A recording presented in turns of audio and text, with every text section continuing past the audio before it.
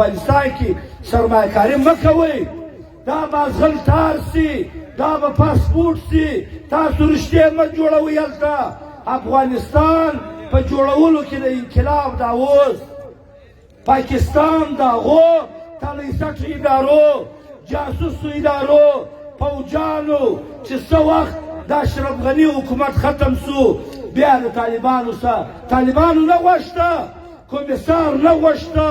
دلته پر دا ځای باندې 50 ټرکونه د بریو د غوړۍ دی ورته درولي وو. دنیا ته یې ورښکاره کړل. بل په افغانستان کې لوږه ده. خلک د افغانستان څخه د لوږې څخه غورځي. کاروبار نشته. انقلاب واوښتی. چا چې پر چا باندې یا پیسې وې یا په بینګو کې د چا پیسې وې، امریکې پر هغه پابندي ولګول. د دنیا ملکو د امارات سره کاروبار نه کوئ. پاکستان نمایشي تور و ټوله دنیا ته دا ورښکاره کړل چې زه دومره همدرد یم، زه دومره خیرخوا یم، زه دومره بشردوست یم. نن یې خپل وطن 12 لکه آبادي د لکو انسانانو تګ راتګ ټوله پښتونخوا، پښتون بلوچ سیمه چې د هغه ټول ټیکسونه تخت لاهورو، اسلام آباد او موټروې دا په جوړیږي. موږ پکې خوار یو، موږ کې در په دره یو، موږ پکې مزدور کشه یو. دی پکې کوټیداره دی، دی د بیار مالک دی، دی د خزانې مالک دی. ډېر شی کشتم هغه به څوک هر وخت سندی، ډیسي کشتم هغه به هر وخت پنجابی، شټاپ پنجابی. زورور خلک دی بیار په ترجماني په کروڑونو روپۍ وړي راوړي او زموږ پر باډر پر سیمه باندې قبایلي ښار چې ایران هم هلته د ایران باډر تاسو وینئ، هلته د لیویزو نظام دی، هلته د لیویزو نظام دی. دلته 0.5 د چا په لاس کې دی، دلته 0.5 د عسکري قیادت په لاس کې دی. په کشتم کې مداخلت کوي، زموږ په تګ راتګ کې مداخلت کوي، زموږ په قبایلي رشتو کې مداخلت کوي. د جهان پر هر قانون موږ ورسره کښېنو.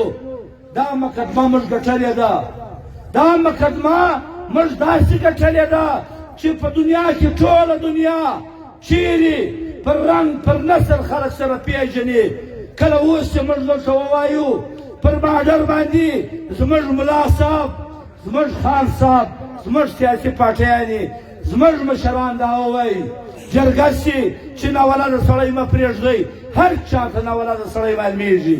د هغو قانون دا دی چې پر خپل باډر تګ راتګ کوئ، ناولده سړي باندې نظر ساتئ.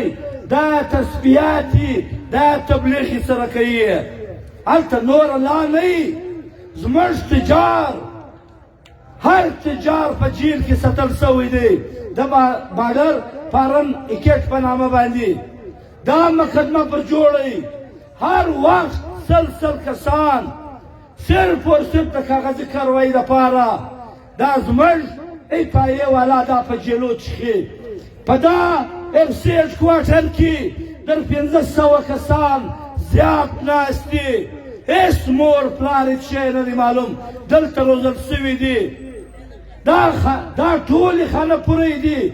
دا کوي. موږ پرون موږ دې جنرال صاحب ته وایو، موږ دې کرنل صاحب ته وایو پرون نه بله ورځ د دوی جنډۍ چې پر کیله باندې ځړېدل دا راشکول. دا جنډۍ ته هر څوک په بد کار وایي، مګر دلته په بد کار نه ورته وایي چې دا ولې دومره مجبوره سو چې دا ستا قومي پرچم راشوه کوي. د دې خبرې دي ټول پوجان، ټول جاسوسي ادارې د دې خبرې دي.